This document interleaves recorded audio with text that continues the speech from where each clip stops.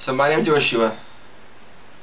I'm one, as you might know, as a Orthodox Jew, in Rabbi Akiva and the Peyas and the sisters hanging down. You probably seen me before giving out Torah Torahs on the weekly parshas and different topics that relate to Judaism and the Jewish people. But I'm here for a different topic today, and I'm going to be talking about an issue that's plagued me for my entire life. An issue that I've constantly worked on to overcome, and that issue is stuttering. You might not be able to tell from my videos of recent that I do stutter, but it's something that I've worked tirelessly on for most of my life, and up until last year my stutter was very prominent. It was something that was very hard for me to do. I would not do. I would always talk fast, and it was just something that I struggled with, and I thought it would never happen, that I would overcome it. But Hashem gave me the gift last year and met this amazing person, and he helped me overcome my stuttering. He gave me the tools I need to overcome stuttering. And I want to share a story, one of my all-time favorite stories in Orthodox Judaism and Torah Judaism, that I think personifies my struggle and a lot of people out there who've gone through similar struggles. May not be stuttering, might be something different, but something that we all can relate to in some way. And it's the story of Rabbi Akiva. Now, Rabbi Akiva was a simple man, born to a convert. He did not really excel that much in Judaism, Jewish texts. He was, as you say, like an outcast type thing. He was raised in a Jewish life, family, but him and learning did not get along. And he ended up being indentured as a worker for a very populous person there, a very wealthy and well-known person in the town. And this person's daughter took liking to Rabbi Akiva. Now, she made a secret betrothal to Rabbi Akiva that she would marry him. And when her father found out about it, he banished both him and her and Rabbi Akiva. And they basically lived in poverty. He shared what he had with her, which is very little.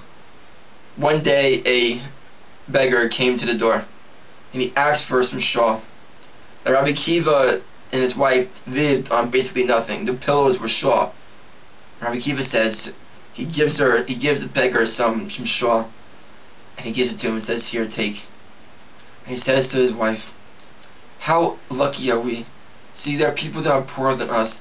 We have a roof over our head, and someone does not have a roof over their head."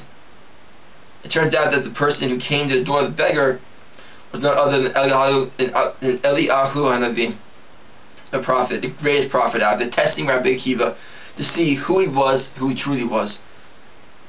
And Rabbi Akiva was walking one day, and he came across a rock, and water is dripping on this rock. He noticed in the rock a hole there. He says to himself, if the water that is soft can make a hole in the rock that was hard, how much more so can Torah, which is fire, burn a hole in my heart, which is nothing. From that point on, his wife told him, "Go, dedicate your life to Torah learning."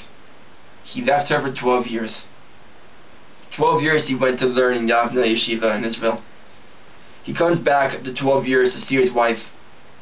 And from outside the door, before knocking, he hears his wife talking to a neighbor. And the neighbor's telling him, "What kind of husband is this you married? You married somebody who leaves you for 12 years to go and learn. He doesn't say one word to you. For 12 years you think you're in misery and poor, and you have nothing." She says to the neighbor, "If I can get word to my husband, to God, how much he means, he's very means to me, how much I support him, how much I love him for what he's doing, I will let him go there for another 12 years. If I could tell him that, it'd be amazing." I keep hearing this, turns around, is not knocking on the door, turns it right around and back to yeshiva, starts learning another 12 years. Now, before he left to go learn, he promised his wife when he got married that he would get her this pin, this gold pin that the wealthy got for the wives in war. He comes back after 24 years of learning. The town folks are in a frenzy because they have the great tourist scholar coming to learn to be in the town. People go by the hundreds to see and to visit him. And Akiva comes down with 24,000 students surrounding him.